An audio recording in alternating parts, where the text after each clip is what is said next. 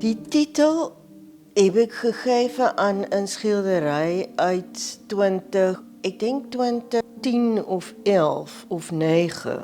Dus best een tijd geleden. Ik speel ontzettend veel met woorden in mijn titels. En ik wilde een vraag gebruiken, maar dan als titel. Dat in de vraag zit eigenlijk al een beetje van een antwoord.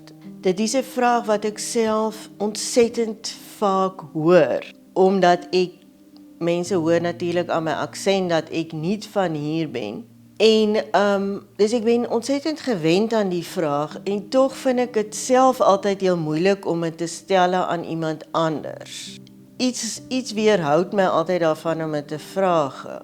Waarschijnlijk is het omdat ik heb het idee als je dit vraagt dat het te privé is of dat daar een oordeel in verschuil zit. En wat ik al zei, ik denk in deze tijd wat met ontzettend veel vluchtelingen in Nederland, is het ook een vraag die voor mij extra beladen is, want zoals ik al zei, door die vraag te stellen, suggereer je al iemand is niet van hier.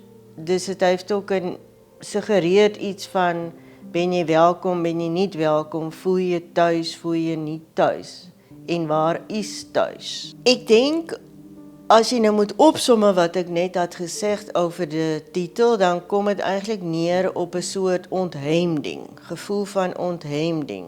En ik denk dat alles wat ik schilder en wat in de tentoonstelling te zien zijn eigenlijk heel bekende dingen. Maar omdat ze geïsoleerd weergegeven zijn, zonder context of achtergrond, kun je ze ook zien als ontheemd van de context of de rest van de wereld.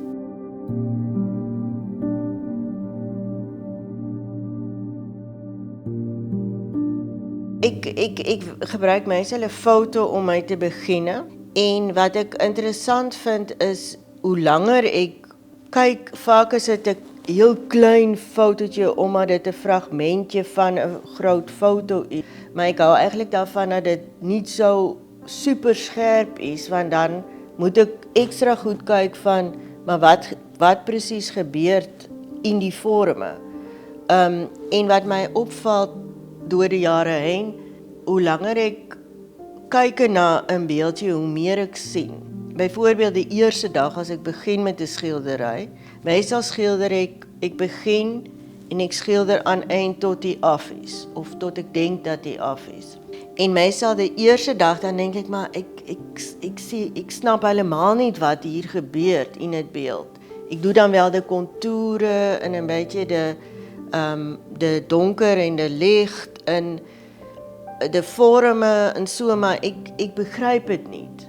Maar dan hoe langer ik bezig ben en kijk naar het beeld en probeer om iets daarvan weer te geven op het doek, hoe meer zie ik eigenlijk.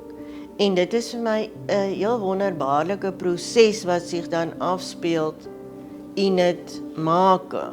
Als ik dan door dat hele moeilijke gedeelte gaan, uiteindelijk dan kom ik dan toch wel weer bij iets uit. En dit is voor mij de bevrediging van om te schilderen, dat ik altijd weer bij iets uitkom wat ik niet wist en wat ik echt dacht, ik ga er niet bij uitkomen. Ik zou het fijn vinden als zij anders gaan kijken naar de dingen om zich heen, normale dingen. En ik hou ontzettend veel daarvan als ik zo het dagelijkse kan relateren aan kunstwerken. Dus dat zou ik heel fijn vinden.